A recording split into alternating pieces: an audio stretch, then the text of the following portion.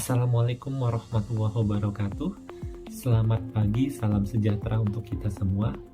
Semangat PNS. Baik, perkenalkan saya Panji Herlambang. Saya peserta Latsar CPNS Angkatan ke-17 di Pemerintahan Provinsi Kepulauan Riau. Pada saat ini saya akan menjelaskan tentang learning journal saya yang bertopik tentang manajemen dan smart ASN. Oke. Manajemen ASN sendiri adalah bagaimana kita menjadikan PNS ataupun ASN itu adalah sebagai yang profesional, memiliki nilai dan etika yang tinggi, bebas dari perpolitikan ataupun korupsi. Nah, itu tercantum dalam fungsi dan tugas ASN ini sendiri ada 3. Yang paling utama adalah pelaksana kebijakan publik. Jadi setiap kebijakan kita harus melaksanakannya dengan baik sebagai pelayanan publik, karena yaitu kita dibayar oleh rakyat dan tugas utama kita adalah melayani rakyat dan perekat pemersatu bangsa. Jadi kita tidak boleh memperpecah belahkan persatuan Indonesia yang Bhinneka Tunggal Ika dengan memihak ke salah satu pihak. Kalau berbicara kedudukan ASN terbagi atas 2, PNS dan P3K. PNS sendiri adalah suatu form atau bentuk orang yang diangkat sebagai pejabat pemerintah dan memiliki kedudukan, hak dan kewajibannya. Sedangkan P3K adalah orang-orang yang telah diangkat berdasarkan perjanjian kerja, berdasarkan waktu dan tempat yang telah ditentukan. Tentu PNS dan P3K ada perbedaan, baik itu hak maupun kewajiban. Tapi secara garis besar, hak PNS dan P3K mencakupi cuti, gaji, tunjangan, perlindungan, dan pengembangan kompetensi. Tetapi yang tidak ada memang adalah jaminan masa tua. Untuk perlindungan PNS sendiri, jadi untuk jadi ASN itu kata orang sudah cukup terjamin. Karena adanya jaminan kematian, adanya jaminan kesehatan, dan jaminan kecelakaan kerja ataupun bantuan hukum.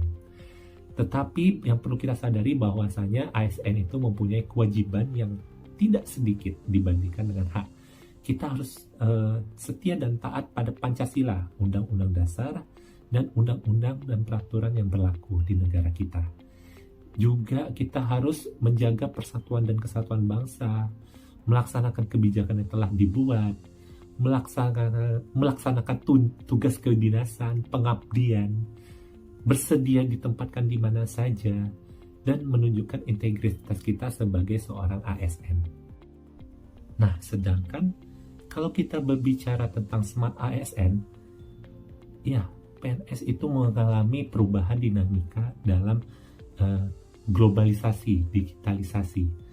Jadi, perkembangan internet yang begitu cepat, perkembangan zaman medsos, zaman teknologi yang begitu cepat menuntut ASN untuk beradaptasi dengan sangat sigap, sangat cekatan dalam menangani perubahan global.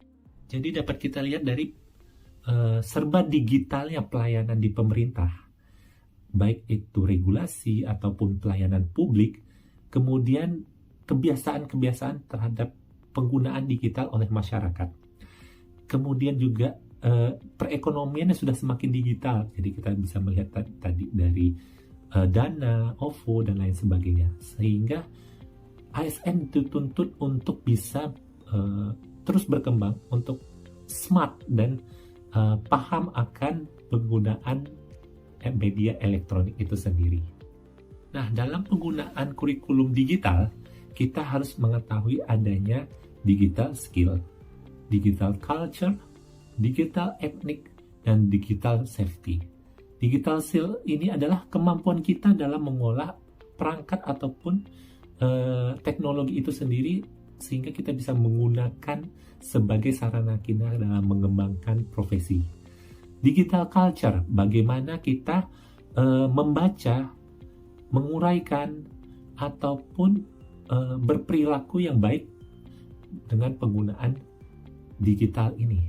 Kemudian digital etik, menyadari, menyontohkan dan menyesuaikan diri kita terhadap perubahan, terhadap tata kelola penggunaan teknologi ini. Dan digital safety, bagaimana dalam penggunaan teknologi ini kita harus menjaga keselamatan diri. Nah, yang terpenting adalah kita harus memperhatikan bahwasanya tidak semua informasi yang beredar di internet itu adalah benar. Jadi kita harus memilah apakah informasi itu harus kita jauhi ataupun kita beradaptasi ataupun kita terima dan kita kembangkan. Nah, tadi adanya berita bohong atau dikatakan hoax ataupun ujaran kebencian, pornografi, ataupun konten negatif lainnya, kita harus seleksi secara bersama sehingga penggunaan internet ini dapat kita gunakan secara positif. Mungkin demikian yang dapat saya sampaikan, tidak banyak dari presentasi saya ini, tetapi mudah-mudahan bisa membuka cakrawala kita agar selalu berkembang, agar selalu memperbaiki diri, agar selalu ingin terus belajar